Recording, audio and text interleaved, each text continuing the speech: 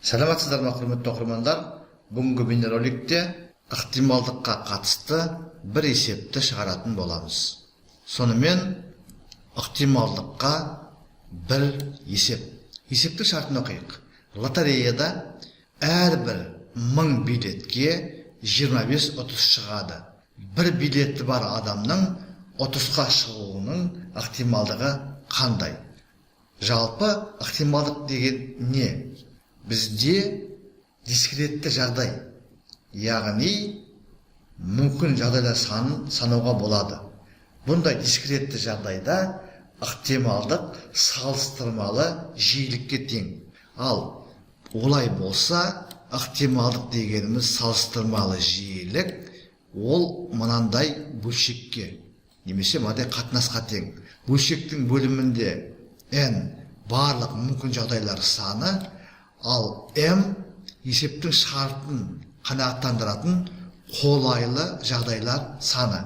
Бізде барлығы 1000 билет бар, яғни барлық жағдайлар саны n 1000-ға тең.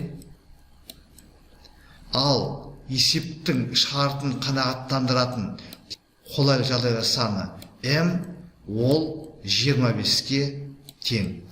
Сонда жазып қойған формуламыз бойынша бір билет алған адамның 30-қа шығу ықтималдығы 25-тің 1000-ға қатынасына тең. Яғни 1000-нан 25. Яғни 0,1000-нан 25. Осылай ондық бөлшек түрінде жазуға болады. Немесе бөлшектің алымы мен бөлімін қысқартып, жай бөлшек түрінде жазуға болады. 1000 25-ке бөлінеді, 40-тан келеді, яғни 40-тан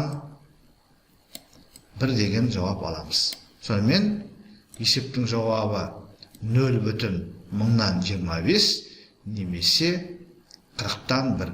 Сонымен құрметті оқырмандар, біз бүгінгі сабақта ықтималдыққа қатысты бір есепті шығардық. Бұл есептің еш қиындығы жоқ екен. Дискреттік, яғни саналды жағдайға сәйкес болғандықтан ықтималдық салыстырмалы жиілікке тең. Формуласы P тең болады m бөлінген n. Бұндағы n барлық жағдайлар саны, m есептің шартын қанағаттандыратын қолайлы жағдайлар саны. Бейнеролик болса лайк қойыңыздар.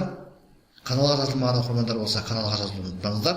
Бұдан кейін де математика мен математикалық сауаттылықтан бейнероликтерді түсіріп каналға жүктеп отыратын боламын. Зейін қойып тыңдағандарыңыз үшін көп рахмет. Келесі кездескенше.